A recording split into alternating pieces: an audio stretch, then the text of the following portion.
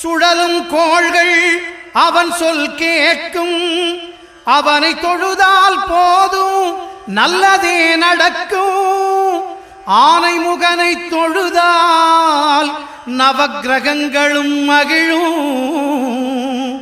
நல்லதே நடக்கும், நல்லதே நடக்கும்.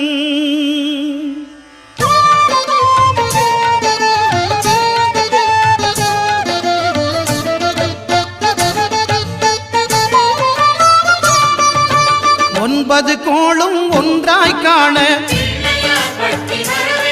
அங்கு கற்பகம் என்னும் கடவுளின் மெய்யில்.